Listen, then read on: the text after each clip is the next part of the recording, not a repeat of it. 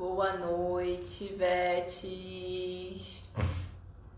Boa noite. Boa noite, seja muito bem-vindo, muito bem-vinda ao programa Ambulatório Cirúrgico VET, número 28.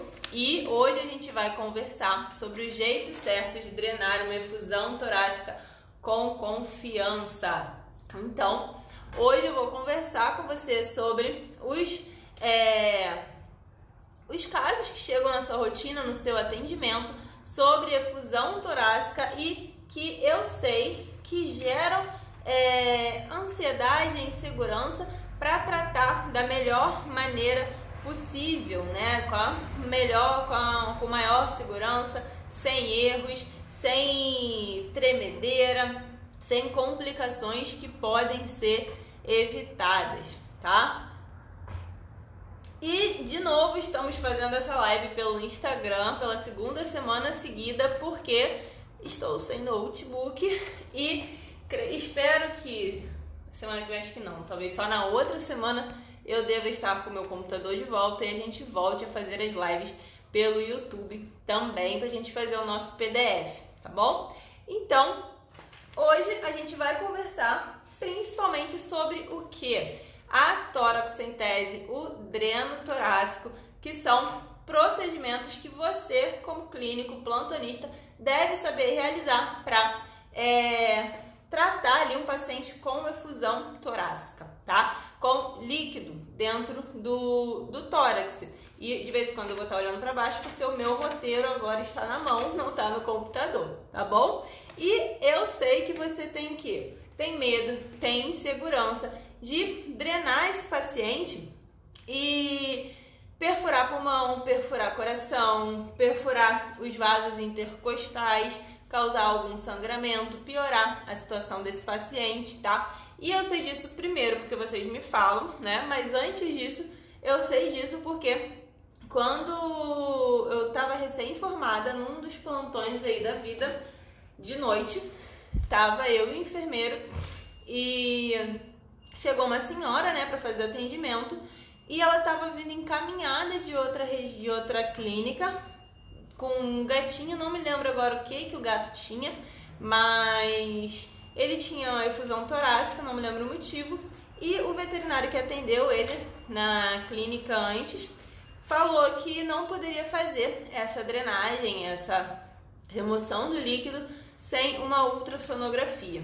E aí por isso encaminhou para outro local. E a senhora chegou lá querendo saber se tinha ultrassonografia disponível, sei lá, 11 horas da noite, para fazer a drenagem do tórax do gato dela, tá? Inclusive foi uma das enquetes que eu coloquei aí nos stories, né, perguntando se você acha que precisa de ultrassom para fazer uma toraxentese. E a maioria, deixa eu ver aqui, se eu não me engano, não anotei a porcentagem, mas a maioria falou que não precisa chamar ultrassonografista. E realmente, tá, gente? Você não precisa de um ultrassonografista para fazer uma toraxentese, para drenar um tórax.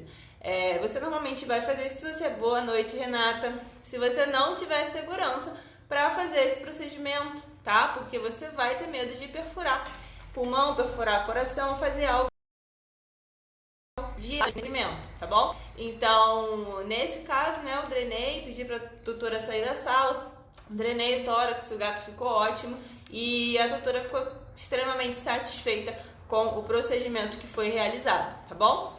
E eu sei que você aí tá achando que é muito fácil, que pra mim é fácil, porque eu já sou formada há mais tempo, porque eu já fiz esse procedimento diversas vezes, seja em pós-operatório, seja quando eu fazia plantão também, seja...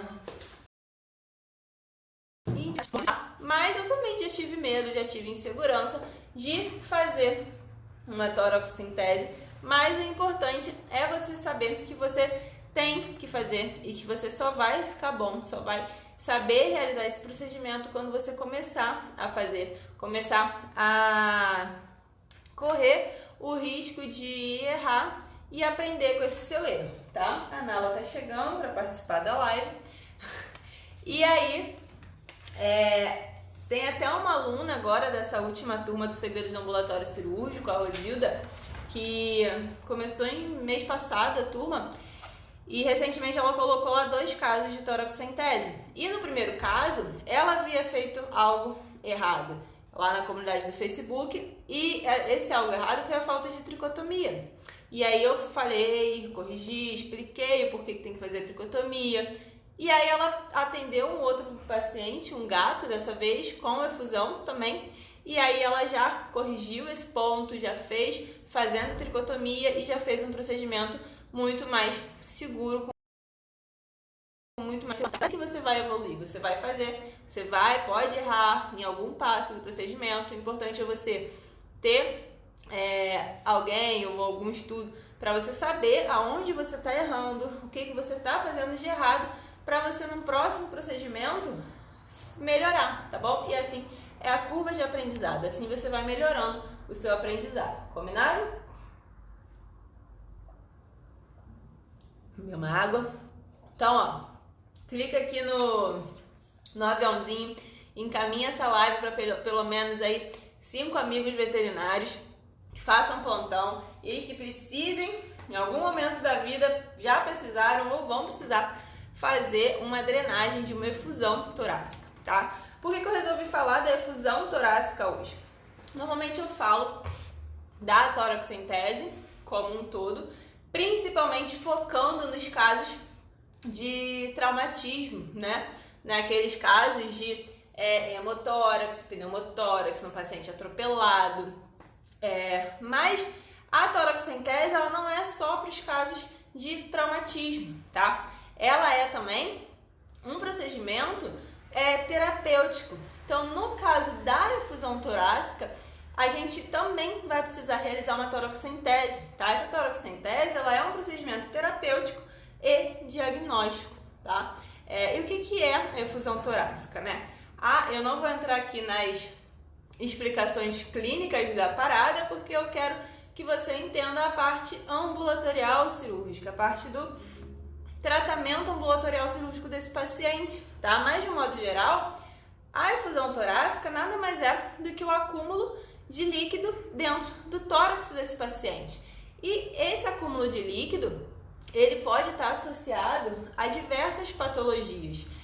Pode estar associado a neoplasias, pode estar associado a PIF nos gatos, pode estar associado a problemas cardiológicos. Então, a gente tem diversos fatores que podem estar levando esse paciente a ter essa efusão torácica. E o tratamento da patologia, da causa base, ela é essencial para que você tenha a correção dessa efusão torácica, tá? Combinado? Mas a toracocentese, ela é essencial por quê? Porque quando você tem ali líquido ou ar, se for no traumatismo, eu não vou me conter de falar também de traumatismo, porque é uma parte que eu gosto, você tem o líquido ocupando o espaço que é para o pulmão expandir, tá? Então, no momento que você tem o líquido ocupando o espaço que deveria ser para o pulmão expandir, esse pulmão ele fica limitado, certo? Então, quando o paciente respira, esse pulmão ele não expande a quantidade essencial, a quantidade necessária para o animal respirar de maneira adequada, e muitas vezes esse paciente ele chega com quadros de dispneia pra gente, tá? Esse gatinho que eu falei no começo, se eu não me engano, eu drenei acho que 200 ml de líquido do tórax dele, tá? Então, a toracocentese, ela é isso, é o procedimento terapêutico ou diagnóstico. Vai ser diagnóstico quando você tá lidando com traumatismos, quando você ausculta, faz o ABC do trauma, ausculta esse paciente e suspeita de que tem ar ou líquido dentro do tórax desse paciente, tá? Inclusive foi uma das questões que eu coloquei aí nos stories, né, das enquetes que eu botei nos stories ontem, na verdade, que foi, se você suspeita de um hemotórax no paciente, o que você faz, né? Chama o cirurgião ou é fácil? E a maioria respondeu que chama o cirurgião, 61%. E, gente, o cirurgião, se você tiver certeza que tem um hemotórax, que aí vai precisar de um procedimento cirúrgico. Mas eu falei suspeita.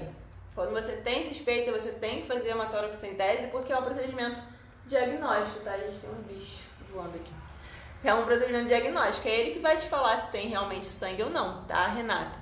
Atualmente estou acompanhando um paciente FeLV positivo com linfoma mediastinal e tá fazendo efusão torácica, né? Possivelmente tendo que fazer toracocenteses, né?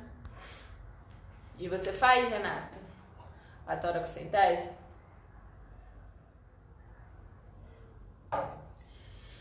Então, a efusão torácica é isso, tá? Nada mais, nada menos do que acúmulo de líquido dentro do tórax desse paciente, ocupando o espaço que vão expandir, causando então uma insuficiência respiratória nesse paciente, que vai chegar para você com quadros de dispneia. E essa efusão torácica, ela pode ocorrer por conta de neoplasias, de insuficiência cardíaca, alterações cardíacas, de alterações como a PIF, como a FeLV, como o linfoma mediastinal em felinos, tá? Então, diversas alterações podem levar à efusão torácica e o tratamento dessa causa base é essencial, porém, o tratamento da drenagem dessa efusão torácica, ela é extremamente importante para ajudar a auxiliar no tratamento desse paciente, combinado? E qual que vai ser o maior benefício, né, dessa drenagem? Como eu falei, a gente tem o quê? Líquido ocupando o espaço que o pulmão tem para expandir, certo? Então, se você tem líquido ocupando o espaço do pulmão para expandir, você tem que tirar esse líquido para quê? Para que o pulmão consiga expandir da maneira adequada novamente. Então, você removendo esse líquido, você dá espaço para o pulmão expandir novamente na quantidade ideal que ele necessita, tá? Então, esse é o maior benefício da toracocentese. Então, ela auxilia no tratamento dessas patologias, fornecendo uma ação terapêutica ali para o paciente conseguir expandir melhor esse pulmão e respirar melhor, tá? Renata, sou graduanda ainda, mas as poucas vezes que fiz foi com supervisão do VET responsável, por isso sempre rola aquela insegurança. Isso aí, Renata, você tá em qual período? Você, como sendo graduanda, tem que fazer somente com supervisão mesmo, tá? Não pode fazer sozinha, somente com supervisão por segurança do paciente, tá? Mas é isso daí, insegurança vai rolar, tá? Principalmente nos primeiros, principalmente no começo. Mas conforme a gente vai fazendo, a gente vai melhorando, vai tendo mais segurança e vai realizando melhor esses procedimentos, tá? E se você não fizer esse procedimento, se você não fizer a toracocentese, o que acontece? Você tem um paciente que ele vai continuar respirando mal, tá? Então, eu vou continuar tendo líquido dentro do tórax desse paciente, o pulmão não vai expandir da maneira adequada e muitas vezes esse paciente ele pode vir a óbito dependendo do grau dessa efusão, tá? Da quantidade de líquido que a gente tem ali dentro daquele tórax, esse paciente ele pode não conseguir expandir da maneira adequada e chegar num quadro de dispneia tão grave que ele pode vir a óbito por conta disso, por insuficiência respiratória. Por quê? Porque você não fez a drenagem adequada desse paciente, você não fez a toracocentese adequada desse paciente. E essa toracocentese você vai fazer até que você sinta a pressão negativa sendo restabelecida ali naquela região, tá? Então, desde que você... e pode ser que isso demore, tá? Como eu falei, nesse gatinho aí no começo da minha carreira, eu drenei, eu acho que uns 200 ml em cada lado do tórax desse paciente, tá?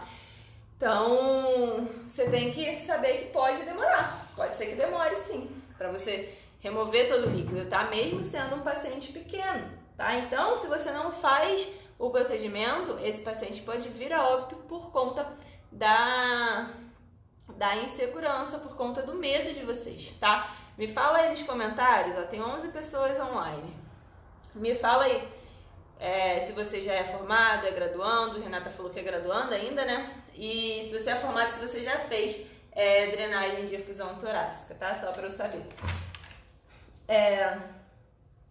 E aí, gente, aonde que eu vejo que vocês mais erram e é o que mais gera insegurança, né? Primeiro, é achar que esses procedimentos... Na verdade, eu não entendo, porque quando a gente pensa num paciente clínico, né, com efusão torácica, muitas vezes, quando chega no seu consultório, o clínico ele faz uma toracocentese. Você que é auxiliar, você não pode fazer não, hein?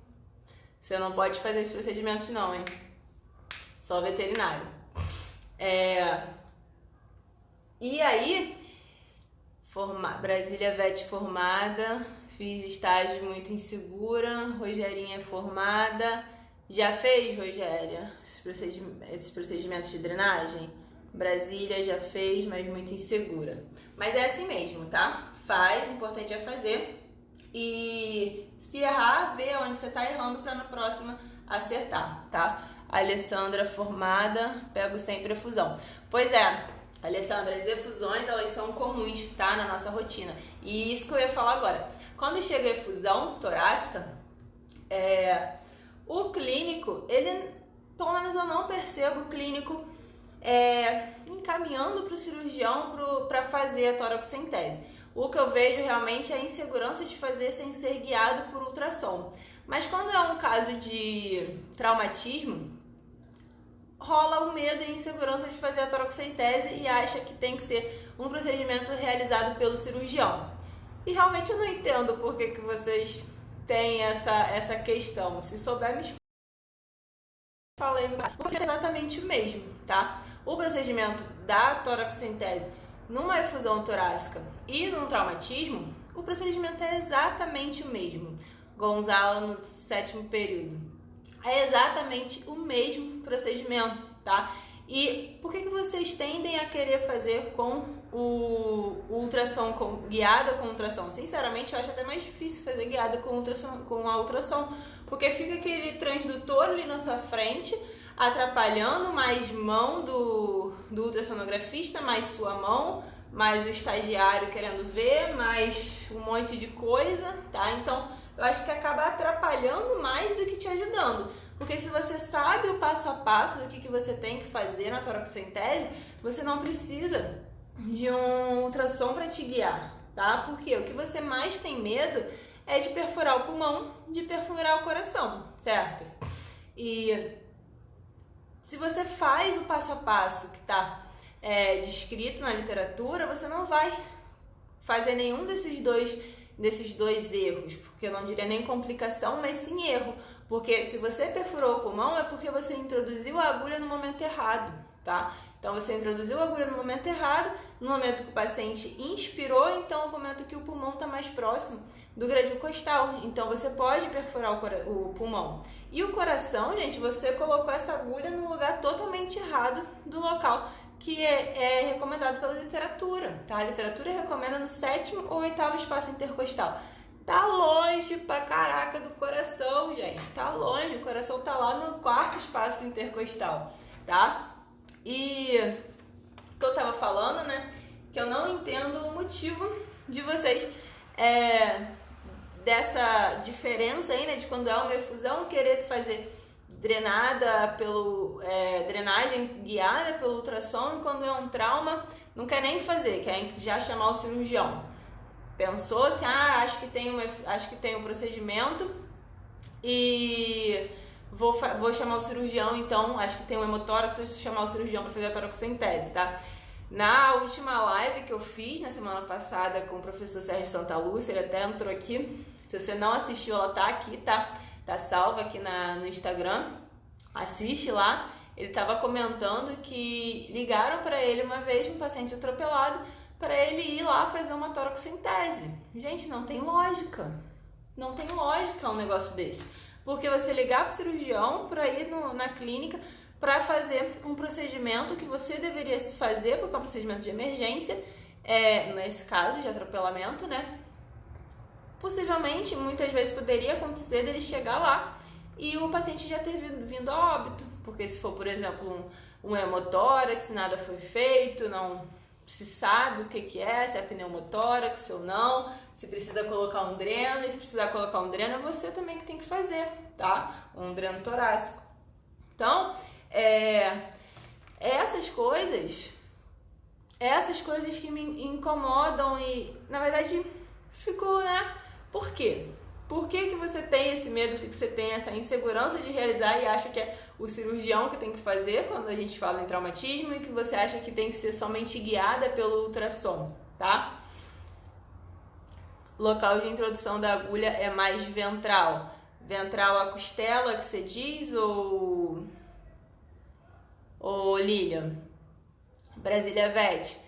A toracocentese você não precisa sedar, tá? Nem quando a gente fala de traumatismo, nem quando a gente fala de efusão torácica. Por quê?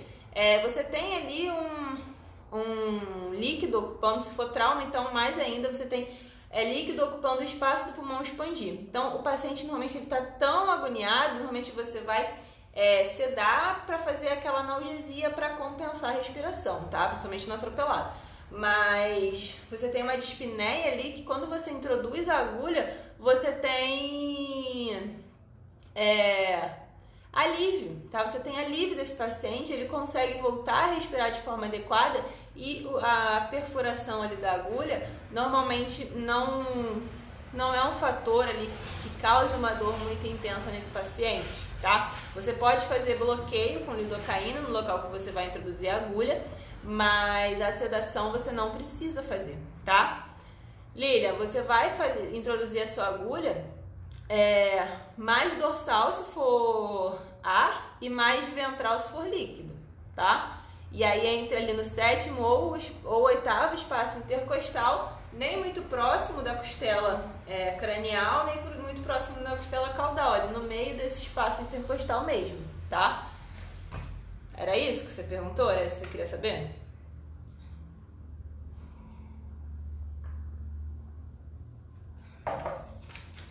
Mais alguma dúvida, gente?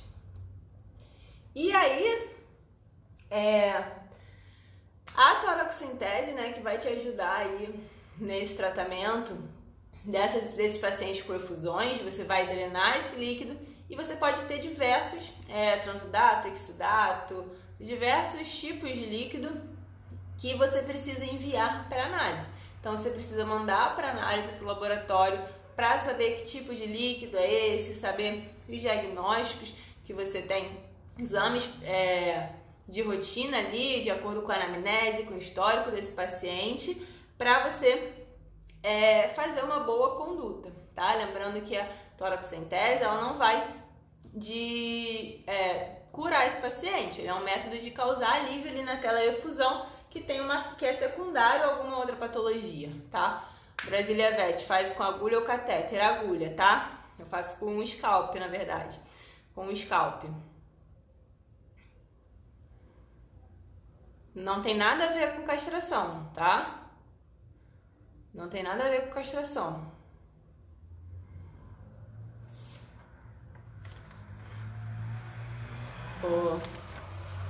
Qual que é seu nome? Você é auxiliar, né? O auxiliar não pode fazer esses procedimentos, hein? Não recomendo nem estar na live. Auxiliar não pode fazer esse tipo de procedimento. Somente o médico veterinário formado pode fazer esses procedimentos, tá? E aí, gente, a toracocentese é um tipo de drenagem, né? E a gente tem também o dreno torácico. Então, ó, vamos voltar na toracocentese para quem para Lília ali que estava me perguntando. E a Brasília VET, né? Qual é o seu nome, Brasília VET? Me fala aí. Então, a toracocentese, independente se é pelo traumatismo ou por uma efusão torácica, você vai fazer no 7º ou 8º espaço intercostal. Isso aí, a torneira de 3 vias mesmo. Você faz com scalp, tá? Usa a torneirinha de 3 vias, torneira de 3 vias. E aí, Viviane? E aí você vai drenar. Por quê? Porque com a torneira de 3 vias, você tem menos chance de entrar ar de volta para esse tórax, tá? E causar um pneumotórax iatrogênico, porque tem que saber manipular a torneira de 3 vias, porque senão você também, na hora de você jogar o que você punção, o que você drenou, jogar para fora para a cuba, você introduz de novo no tórax, tá? Então, saber manipular a torneira de 3 vias da maneira adequada e scalp, torneirinha de 3 vias, e aí você usa uma seringa aí de 20 ml, é uma seringa boa, para você drenar com maior facilidade. Uma seringa maior acaba tendo muita pressão, mais difícil de drenar, tá? E é de 10, de 5, então, né, você vai ficar ali 5 horas fazendo essa toracocentese, tá? Então, ó, 7º, 8º espaço intercostal no momento da expiração do paciente. Por quê? No momento da expiração desse paciente, você tem o pulmão se afastando do gradil costal. Quando o pulmão se afasta do gradil costal, você não vai ter a complicação de perfurar esse pulmão e causar um pneumotórax iatrogênico, tá? 7º, 8º espaço intercostal, porque tá bem longe do coração, tá bom? Tá bem longe do coração e você não vai perfurar o coração desse paciente, pelo amor de Deus. E também você não vai perfurar os vasos intercostais, porque eles ficam ali. Lembrar que a costela ela é um osso chato, então ali ela tem uma vala na sua porção mais caudal. E aí nessa vala você tem a vascularização e a inervação ali escondidinha, tá? Mas o ideal é fazer bem no meio do espaço intercostal, nem muito próximo da costela cranial, nem muito próximo da costela caudal, tá bom? E aí, gente, com a infusão torácica é mais difícil disso ser necessário, né? E a Alessandra, normalmente eu faço com scalp, tá? Independente do tamanho do animal, com o scalp o azul, se eu não me engano. Não me lembro o número, mas com o scalp azul, tá? Independente do tamanho do animal. É com esse scalp que eu faço, tá? Não uso agulha, tem gente que usa catéter, mas o que acontece? O catéter você vai introduzir, né? E aí você vai tirar o catéter e deixar só o gelco. E aí esse gelco, como ele é de plástico, ele entope muito mais fácil. Então ele obstrui muito mais fácil e acaba que você precisa furar esse paciente mais vezes, tá? Um cuidado é na hora de você entrar com a sua agulha, você virar o bisel da agulha para a parede torácica, tá? Porque aí no movimento de respiração desse paciente, de expansão e retração ali dos movimentos respiratórios do pulmão, você não corre risco da ponta dessa agulha furar o parênquima pulmonar, tá? E causar o pneumotórax iatrogênico. Então vira ele pro gradil costal e deixa mais encostadinho ali, não atrapalha a sua drenagem e diminui o risco de perfurar o pulmão no momento ali dos movimentos respiratórios, tá? Daí é uma boa sacada, tá? E aí para auxiliar na drenagem, a gente tem os drenos torácicos também, né? Esses drenos torácicos são normalmente utilizados em pós-operatórios, de cirurgia torácica e tudo mais, só que a gente não entra nessa questão agora. Nessa questão aí de traumatismo, de efusão torácica, né, que era o tema de hoje, a gente vai precisar colocar o dreno torácico e é você que trabalha aí com clínico, com clínica, com plantão, você que está aí na internação, boa noite, Fernanda, 3 horas da manhã, é você que tem que colocar o dreno torácico, tá? Não é o cirurgião, é o clínico, é o plantonista que precisa colocar esse dreno torácico para quê?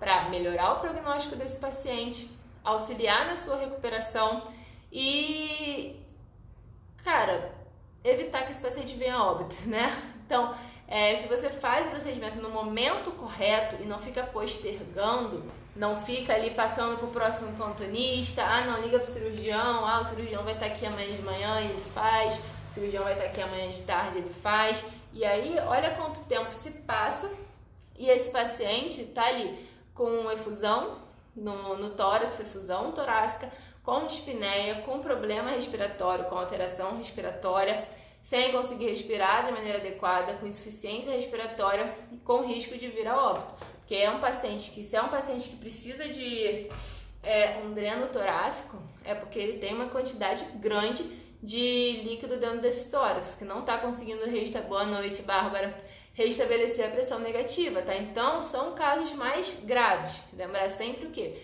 De associar com o que está acontecendo com esse paciente, o que é a patologia que esse paciente tem, tá?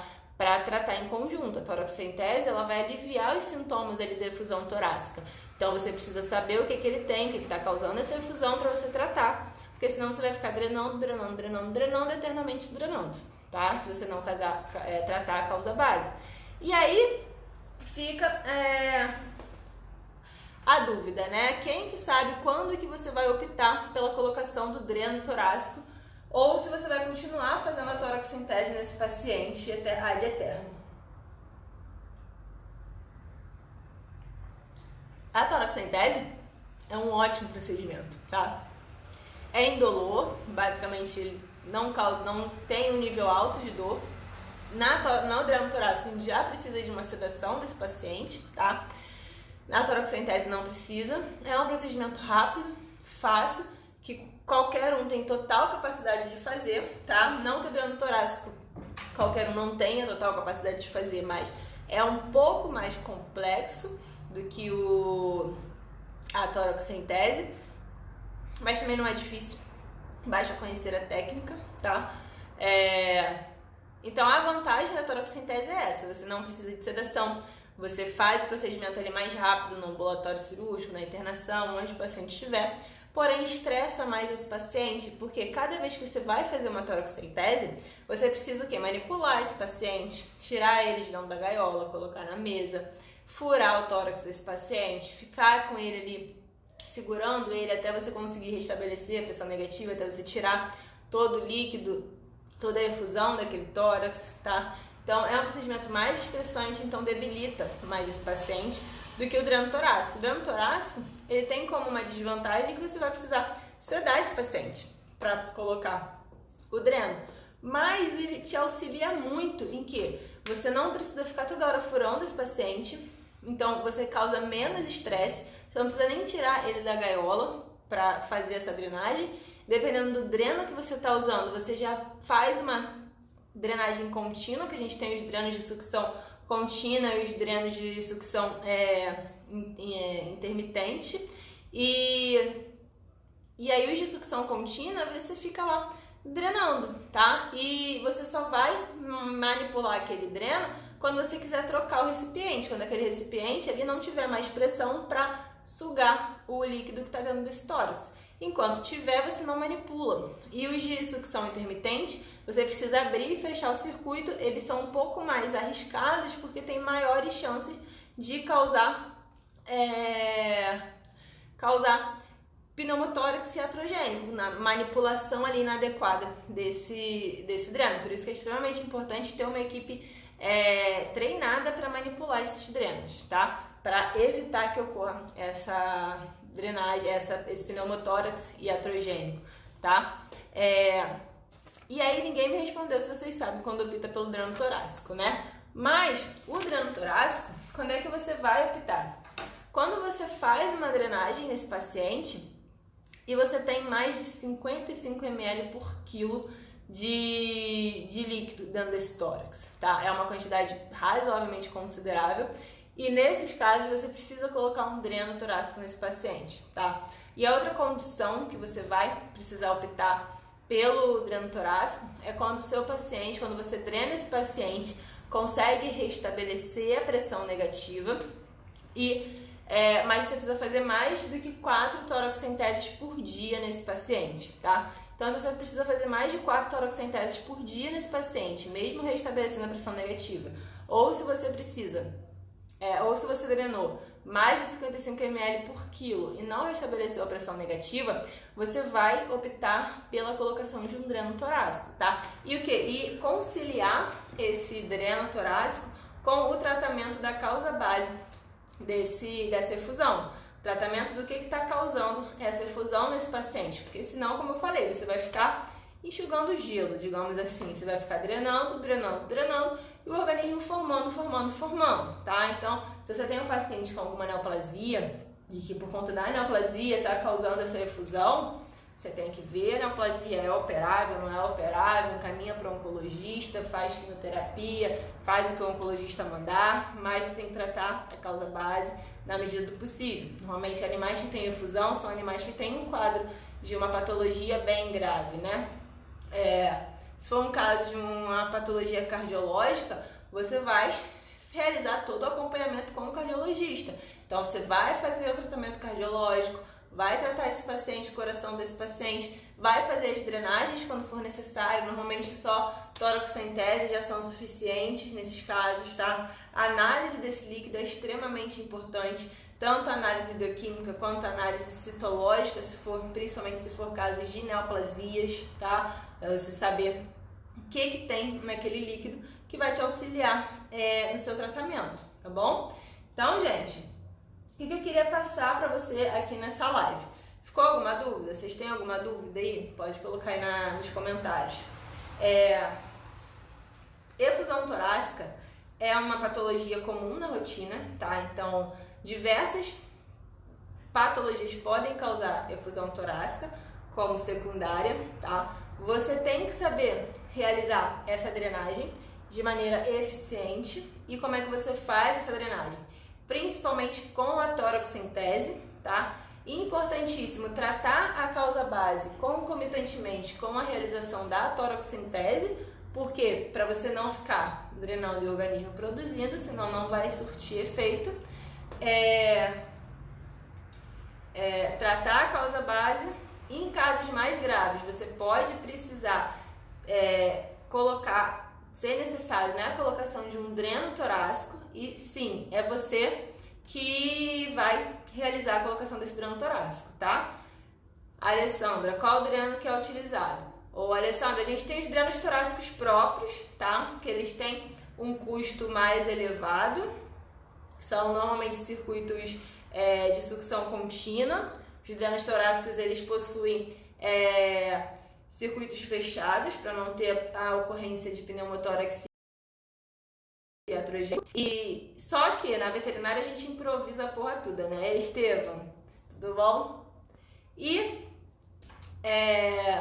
então a gente acaba adaptando o dreno torácico com uma sonda uretral, tá? Uma sonda uretral é importante porque quando a gente adapta esse dreno, a gente precisa aumentar o número de furos nesse dreno. Então a gente precisa fazer aí 2, 3 furos, na verdade 4 furos, porque ele vem com 2, né? A sonda uretral. Essa sonda ela tem que estar ali com pelo menos 6 furos, tá? Para você ter uma drenagem eficiente e com menores chances de obstruir essa sonda, tá? E aí você vai acoplar essa sonda uretral no equipo e lá embaixo você vai acoplar num frasco de soro vazio, onde você criou uma pressão negativa ali naquele frasco, tá? E aí ele vai drenando por pressão. E aí quando esse frasco ele passa da metade ali de líquido, você vai trocar esse frasco. E aí nesse momento você tem que tomar muito cuidado na manipulação desse circuito, principalmente quando a gente faz essas gambiarras, tá? Se você for trocar, você deixar a entrada ali do equipo da sonda aberta, vai entrar para esse tórax e você vai causar um pneumotórax iatrogênico, tá? Então tomar muito cuidado nessas manipulações, tanto quando for trocar o recipiente nos drenos próprios, né, torácico, você também precisa trocar esses recipientes, então tomar cuidado. E nos de sucção intermitente, você precisa abrir e fechar o circuito para fazer essa drenagem. A drenagem ela não é contínua, então tem maiores chances de ocorrer o pneumotórax iatrogênico, tá? Então muito cuidado na manipulação dos drenos, do circuito dos drenos, tá? E muito cuidado também na manipulação do scalp, da torneira de 3 vias, da seringa na toracocentese, tá? Tem gente que não usa a torneira de 3 vias, que tem dificuldade e tudo mais, e aí fica dobrando o scalp quando tira a seringa e desdobrando o scalp. Isso daí tem mais risco, ou então pensando com uma pinça, né? Isso daí tem mais risco de entrar ar pro tórax do que utilizando a torneira de 3 vias, tá? Então muito cuidado com isso. Um dos principais erros nesse momento, né, de drenagem, não no momento de introdução da agulha, é causar esse pneumotórax iatrogênico. E é por manipulação inadequada da torneira de 3 vias, da seringa, do dreno, do circuito, tá bom? Entendido? Quem foi que perguntou? Deixa eu voltar aqui. Alessandra, deu para entender? Então, o ideal é que se use os drenos torácicos próprios, tá?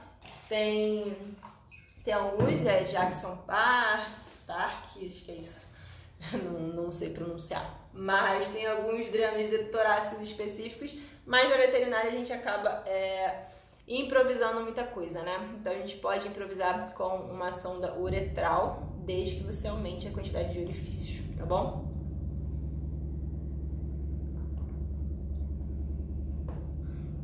Entendido, galera? Alguma dúvida?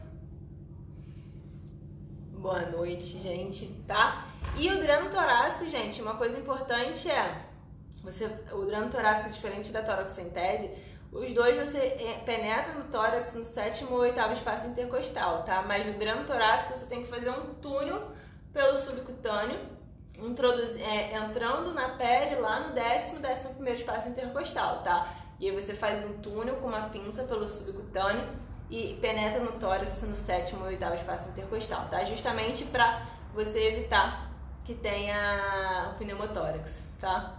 Gabi, boa noite, tudo bom? Se o animal for muito estressado, como um gato, por exemplo, drena-se menos de 55 ml por quilo, mas o animal acaba descompensando na toracocentese, você recomenda deixar o dreno? Mas restabeleceu a pressão, Gabi? Depende do caso. O que causou? O que está causando essa efusão nesse paciente, tá? A recomendação é drenou mais de 55 ml por quilo, não restabeleceu a pressão negativa, ou drenou 4 vezes, restabeleceu a pressão negativa, mas precisa drenar mais de 4 vezes por dia, dreno torácico, tá? Mas cada caso é um caso, né? Biologia não é matemática. Dependendo do que está causando a toracocentese nesse paciente e é um animal muito estressado, a gente tem que pensar nos benefícios e nos malefícios dos procedimentos, tá? Então, pode ser sim que seja uma opção que vai causar menos estresse para esse paciente. A gente sabe que gato é um animal complicado, né? Então, dependendo do que está causando essa toracocentese, não, o que está causando essa efusão torácica e o animal é muito estressado, pode ser que seja uma opção sim, tá? Colocar o dreno torácico, mesmo que essa drenagem não tenha sido aí de 55 ml por quilo, tá? 55 ml por quilo, tá, Gabi? Uma coisa que eu esquecendo de falar era a posição. Na verdade, a Lilian perguntou, né? Perguntaram lá no... Gabi, eu já acompanhei gato com felve que descompensava bastante com a toracocentese. Então, por conta do estresse, na maioria das vezes, né? Então, se você... Cada caso é um caso, né? As recomendações são essas, mas quando você tem um paciente muito estressado, principalmente gato, que a gente sabe que a manipulação vai ser ruim, a gente acaba precisando optar por outros métodos, né? Então, assim, eu colocaria, tá? Eu colocaria um dreno torácico num paciente que descompensa por conta de estresse toda vez que vai fazer uma toracocentese, tá? Mas aí tem que ver qual é o estado desse paciente. Tá com felve, tá descompensado, tá em estado grave, ou uma felve que já tá mais compensada, tem que ver. Ele aguenta uma sedação para colocar o dreno torácico, tudo tem que ser avaliado, tá, Gabi? Uma coisa que perguntaram nos stories era da posição para fazer a drenagem, né? Decúbito external, decúbito lateral. Aquela pessoa tinha aprendido de decúbito lateral. Eu faço no decúbito external, tá? Por quê? Porque quando você faz no decúbito lateral, por exemplo, você botou esse paciente no decúbito lateral direito, você vai drenar o lado esquerdo, porque é o lado que está para cima. Então, todo o líquido, ele tende a vir pro lado direito, que é o que está mais para baixo. O líquido, ele pesa, então ele tende a vir pro lado que está no decúbito, tá? Então, quando você coloca esse paciente em decúbito external, você tem o líquido ali na parte mais external, né, mais ventral aqui, e fica mais fácil de drenar, tá? Então, bota em decúbito external, que é mais fácil de você fazer essa drenagem, tá? A toracocentese. Eu prefiro. Mas, realmente, tem gente que faz decúbito lateral, mas eu acho que não tem muita lógica, porque vai ficar de lado, tá bom? Combinado? Mais alguma dúvida, gente? Mais alguma dúvida aí sobre como drenar uma efusão torácica com segurança? E resolvi fazer esse tema porque normalmente eu falo de toracocentese, de dreno torácico em traumatismos, né? Mas existem outros procedimentos, outras alterações que você também precisa saber fazer uma toracocentese. E uma delas é a efusão torácica. E essa efusão torácica ela pode acontecer por diversos fatores, diversas alterações de um paciente auxiliar no seu tratamento, tá? Então, nesse caso, a toracocentese ela é terapêutica e não diagnóstica, como no caso de um traumatismo, que você precisa drenar para saber se tem um hemotórax ou se tem um pneumotórax. Combinado? Mais alguma dúvida, galera? Mais alguma dúvida aí sobre esses procedimentos? Entenderam a importância de saber fazer, tanto para o trauma, tanto para a sua rotina clínica, tá? E você não precisa de um ultrassom, de estar guiado com ultrassom para fazer esses procedimentos de maneira eficiente, tá bom? Combinado? Entendido? Se ficar alguma dúvida, pode mandar na caixinha de perguntas ou no direct. Combinado? Espera aí, ver se alguém vai falar mais alguma coisa. Beijo, Vete. Qualquer dúvida, comentem lá na caixinha de perguntas, tá bom? Beijo.